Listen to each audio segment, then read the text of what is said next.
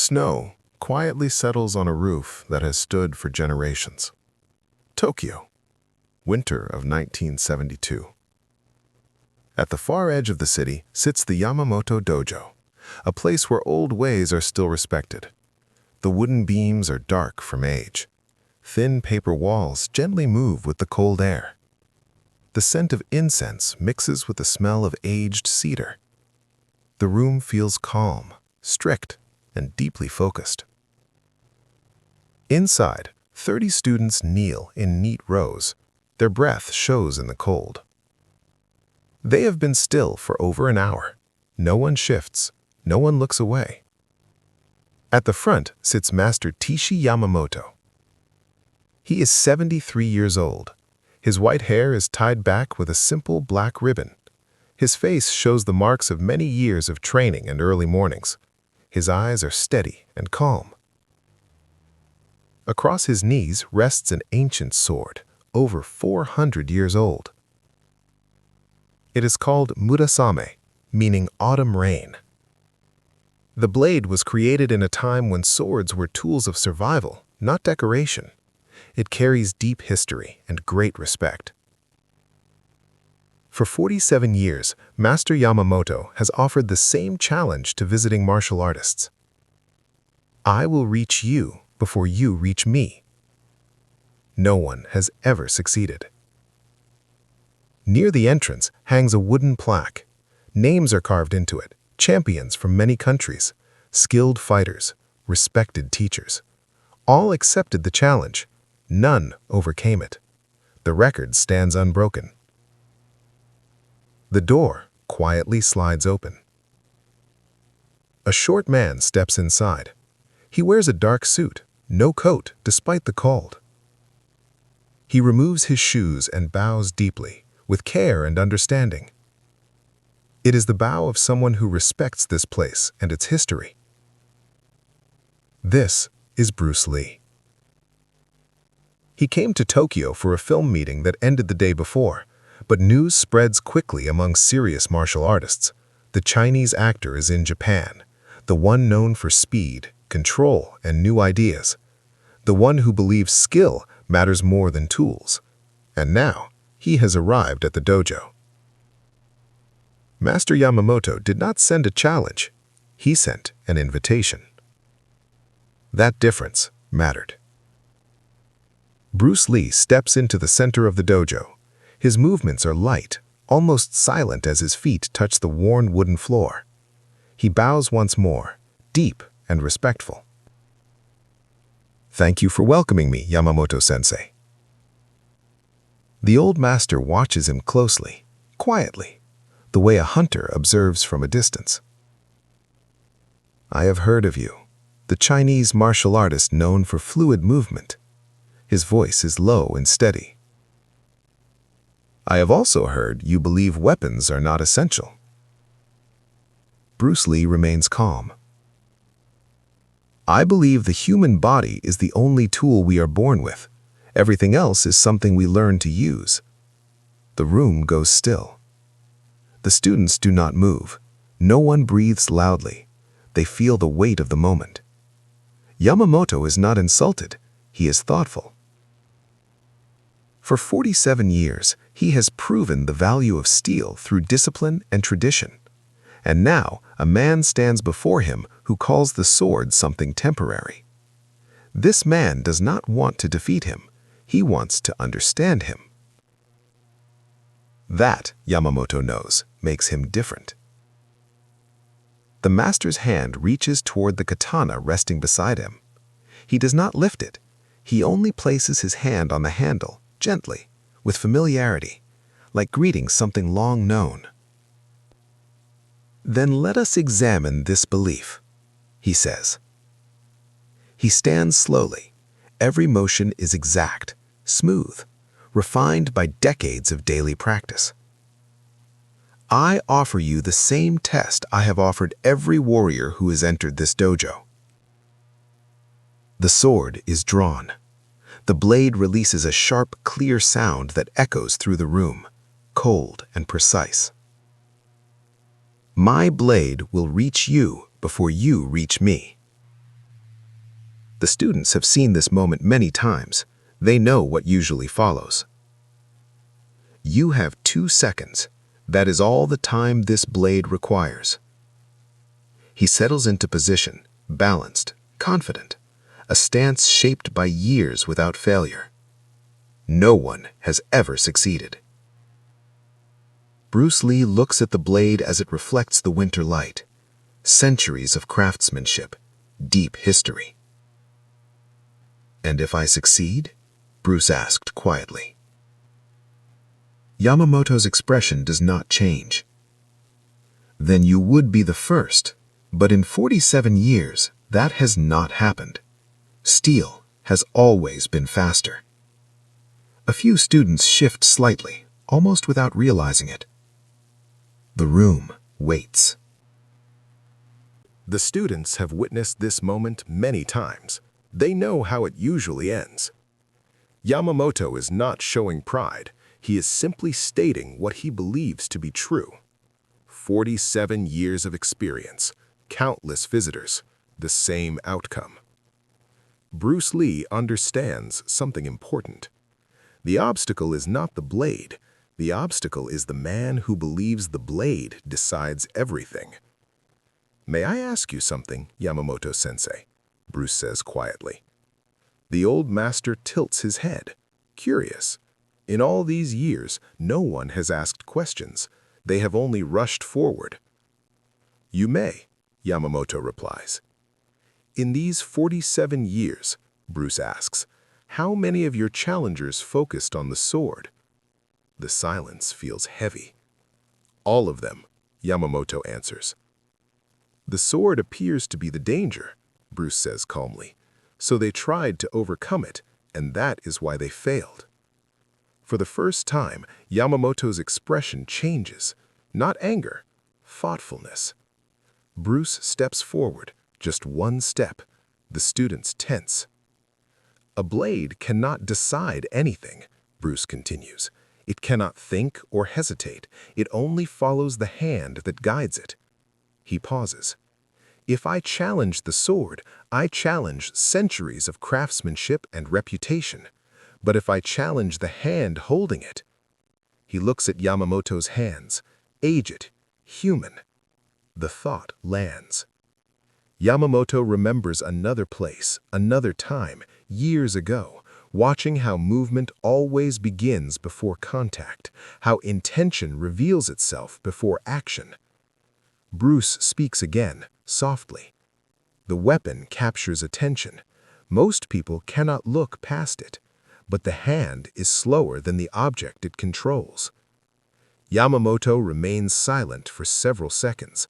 Then, slowly, he smiles, not with disbelief, with recognition. "You are sharp, Mr. Lee," he says, "but ideas alone do not win moments." He lifts the katana. The blade rests at shoulder height, steady and patient.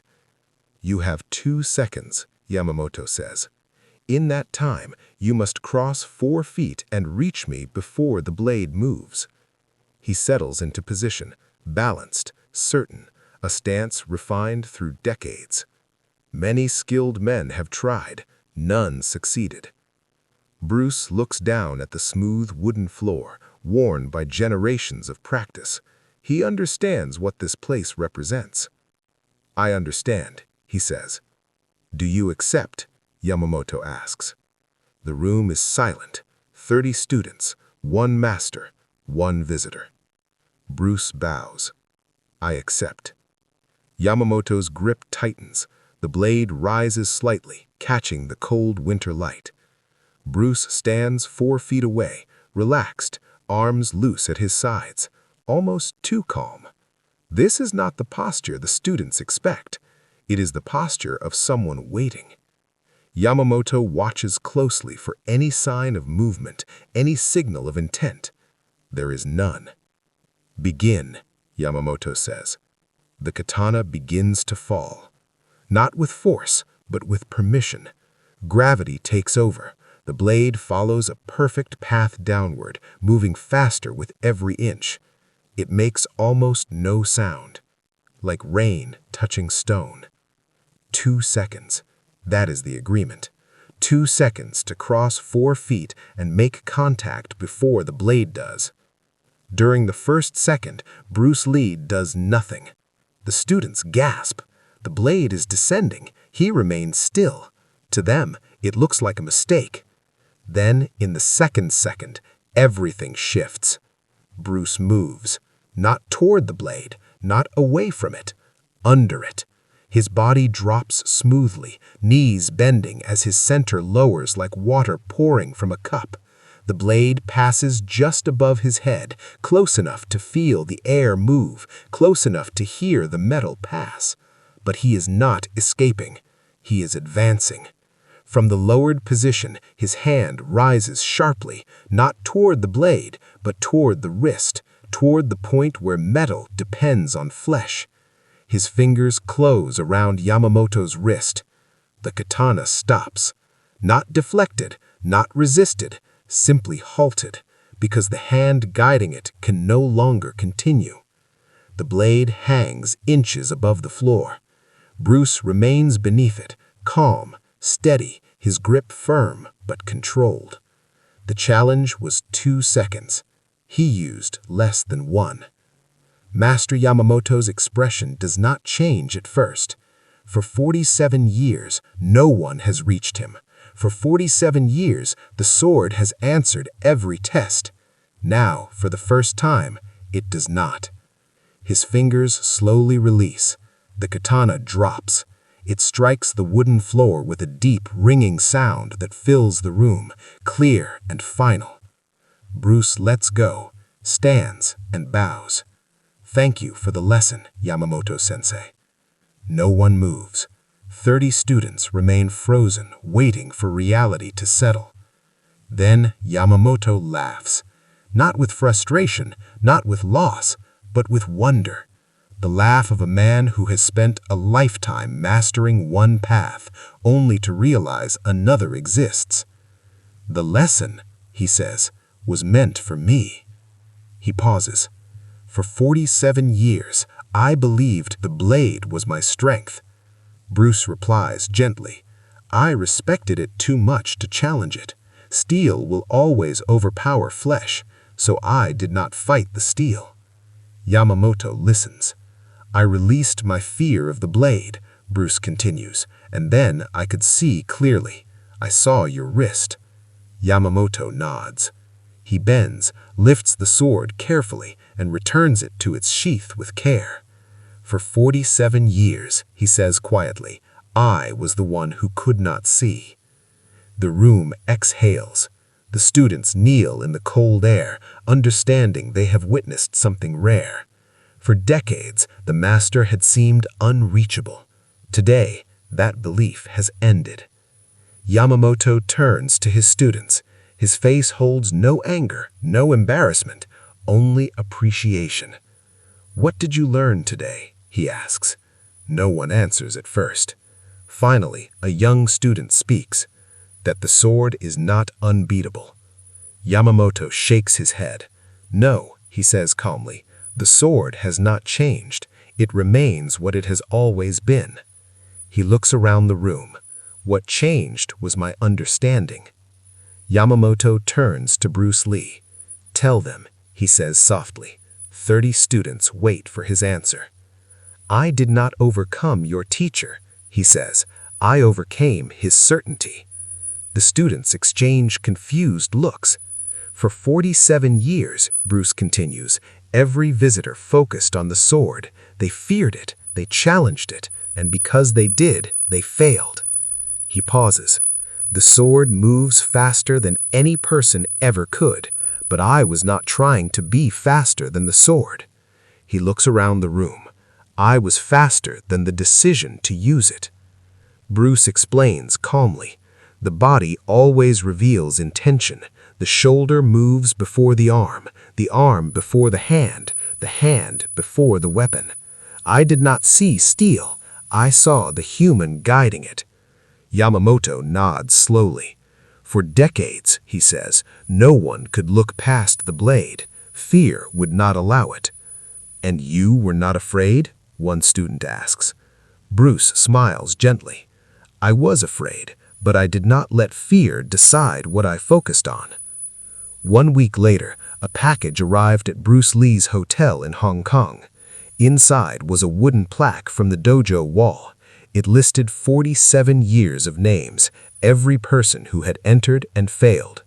At the bottom, a new line had been carved. Broken by Bruce Lee, December 22, 1972. A note was included, written carefully in English. The sword remains on my wall. This belongs to you. You earned what no one else could take. Yamamoto. Bruce placed the plaque in his office. Visitors often asked about it. Most of the time, he simply smiled. Sometimes, if the person seemed ready to understand, he would say, "It reminds me that the fastest weapon is not the sharpest one. The fastest weapon is clear vision." Years later, after Bruce Lee had passed, a journalist found Master Yamamoto, now 81, still teaching at the dojo. "Was Bruce Lee the greatest fighter you ever faced?" the journalist asked. Yamamoto thought for a long moment. "He was not a fighter," he said slowly, "yet he changed me." "But you defeated him," the journalist said. Yamamoto shook his head. "No, he showed me what I had stopped seeing." His eyes drifted to the empty space where the plaque once hung. "For many years," he said quietly, "I believed the sword was my strength. He helped me understand it was also my blindness." "Do you regret giving him the plaque?" the journalist asked. Yamamoto smiled. "That plaque recorded victory."